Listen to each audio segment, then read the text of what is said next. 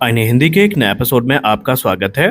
इस वीडियो की शुरुआत करने वाले हैं हम advance medium combat aircraft programme को लेकर आई एक बहुत बड़ी अपडेट से। हाल ही के वीडियो में हमने डिस्कस किया था कि कैसे भारत के रक्षा मंत्रालय के तरफ से इस समय जो प्री बिड मीटिंग है ये रखी गई थी, जहां पर अलग अलग फर्म्स के साथ बातचीत करी गई थी और एमका प्रोग्राम की ग्रोथ को डिस्कस किया गया था। अब इसमें एक लेटेस्ट डेवलपमेंट हमें देखने को मिला है। मीडिया सोर्सेज के हवाले से बात करें तो इस समय दो कंपनियां हैं जो रक्षा मंत्रालय की नज़र में है, और इन्हीं में से जो कंपनी है ये हिंदुस्तान एरोनॉटिक्स लिमिटेड के साथ मिल करके जो एमका का डेवलपमेंट है वो आगे बढ़ाएगी। मीडिया रिपोर्ट्स की बात माने तो वो दो कंपनियों का नाम क्रमशः टाटा एडवांस सिस्टम लिमिटेड और लार्सन एंड टुब्रो है। जी हाँ, लार्सन एंड टुब्रो को यहाँ पर जो चिन्हित है वो किया गया है। ये दो कंपनियां हैं जो compete कर रही हैं इस प्रोग्राम के लिए। अब रिसेंट जो प्री बिड मीटिंग हुई थी उसमें इन्हीं दो फर्म्स को सबसे ज़्यादा प्रभावशाली माना गया था। अब यहाँ पर इसका एक कारण भी है, क्योंकि अगर हम टीएसएल की बात करें तो इनके पास भी एयरक्राफ्ट मैन्युफैक्चरिंग का अच्छा खासा अनुभव है। तो वहीं लार्सन एंड टुब्रो का भी जो डिफेंस पोर्टफोलियो है ये काफ़ी मजबूत है, जो कि इन्हें एक आदर्श प्लेटफॉर्म बना देता है या आदर्श कंपनी बना देता है इस प्रोग्राम को आगे बढ़ाने के लिए। हालांकि इस समय ये पूरी तरीके से अनक्लियर है कि टाटा एडवांस सिस्टम लिमिटेड और लार्सन एंड टुब्रो क्या एक जॉइंट कंसोर्टियम के लिए आगे खुद को फॉर्म करेंगे या दोनों एक सेपरेट कॉन्ट्रैक्ट के लिए compete करने वाले हैं। हालांकि जो कुछ भी हो, ये दोनों कंपनियां इस समय भारत के इस फ्लैगशिप डिफेंस प्रोजेक्ट के लिए सबसे उपयुक्त मानी गई हैं। एडवांस मीडियम कॉम्बैट एयरक्राफ्ट की बात करें तो ये भारत के लिए किसी युद्ध से कम नहीं होगा इसको विकसित करना। इसको फिलहाल defence research and development organisation की एरोनॉटिकल डेवलपमेंट एजेंसी की तरफ से आगे बढ़ाया जा रहा है, जहां पर ये 25 टन वजनी कॉम्बैट एयरक्राफ्ट तैयार किया जा रहा है, जो कि हमें ट्विन इंजन और स्टेल्थ कॉन्फ़िगरेशन में देखने को मिलेगा। और ये इंडियन एयरफोर्स के 5th जनरेशन प्लेटफॉर्म की जो रिक्वायरमेंट है उसको पूरा करेगा। इसमें हमें एडवांस स्टेल्थ देखने को मिलेंगे, सुपर क्रूज कैपेबिलिटी देखने को मिलेगी, इसके अलावा इंटीग्रेटेड सेंसर्स भी देखने को मिलने वाले हैं। एडवांस मीडियम कॉम्बैट एयरक्राफ्ट सीधे तौर पर F-35 और Su-57 से compete करने वाला है।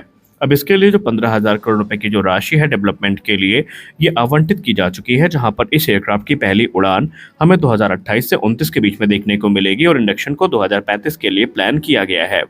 इंडियन एयरफोर्स का इनिशियल प्लान अभी तक ये है कि एमका की 7 स्क्वाड्रन खरीदी जाएंगी, लेकिन बीच में एक रिपोर्ट सामने आई थी जहां पर अब ये कंफर्म कर दिया गया है कि एमका मार्क 1 की 2 नहीं बल्कि 4 से 5 स्क्वाड्रन को खरीदे जाने का प्लान किया जा रहा है। यानी टोटल स्क्वाड्रन स्ट्रेंथ जो होगी इनकी वो 12 तक पहुंच सकती है, इसका पूर्व अनुमान है। इंडियन एयरफोर्स इसी के साथ साथ मार्क 1 में जो F414 इंजन है इसके साथ आगे बढ़ेगी, जबकि मार्क 2 में हमें स्वदेश निर्मित 120 किलोटन का जो इंजन है वो देखने को मिलेगा।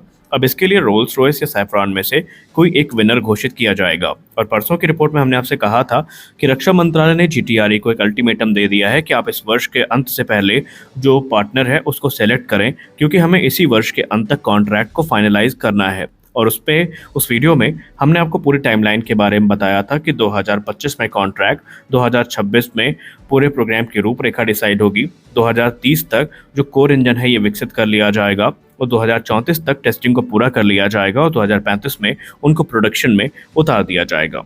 खैर, अब टॉपिक पे वापस आते हैं और बात करते हैं टाटा एडवांस सिस्टम लिमिटेड और लार्सन एंड टुब्रो के बारे में। देखिए, प्रोडक्शन फेज में ही हमें जो मेन गेम है वो देखने को मिलने वाला है, जहां पर हिंदुस्तान एरोनॉटिक्स लिमिटेड इनमें से किसी एक के साथ compete करने वाली है, क्योंकि एमका की मैन्युफैक्चरिंग की रिक्वायरमेंट काफ़ी अलग है। यहाँ पर हमें स्टेल्थ मटेरियल्स भी विकसित करने हैं, एडवांस कंपोजिट भी विकसित करने हैं और प्रिसीजन असेंबली पर भी ध्यान देना है। साथ ही साथ हमें भारतीय वायुसेना की जो डिमांड है उसको भी दिमाग में रखना है। टाटा एडवांस सिस्टम की बात करें तो ये टाटा ग्रुप की एक सब्सिडायरी है जो कि ऑलरेडी अपने आप को काफ़ी ज़्यादा इस्टेब्लिश कर चुकी है और इंडिया के एरोस्पेस सेक्टर में इसको एक फ्रंट रनर माना जा रहा है। ये पहली प्राइवेट फर्म थी जो फिलहाल ट्रांसपोर्ट एयरक्राफ्ट को लोकली मैन्युफैक्चर कर रही है। जी हाँ, आप सबको पता ही है कि TASL ने एयरबस के साथ खुद को पार्टनरशिप में रखा है, जहां पर वो एयरबस C295 टैक्टिकल एयरलिफ्टर को भारत में ही असेंबल कर रही है वडोदरा फैसिलिटी में।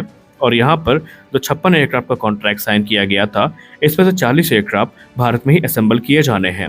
सिर्फ इतना ही नहीं, बल्कि Tata advance system limited already Dassault aviation के साथ कोलैबोरेशन में है, जहां पर ये डसाल्ट एविएशन के जो राफेल फाइटर्स है उनका पूरा फ्यूजलाज जो है वो भारत में बनाएगी और ये प्रोग्राम 2028 से शुरू हो जाएगा और ये सारा काम हैदराबाद फैसिलिटी में पूरा किया जाना है।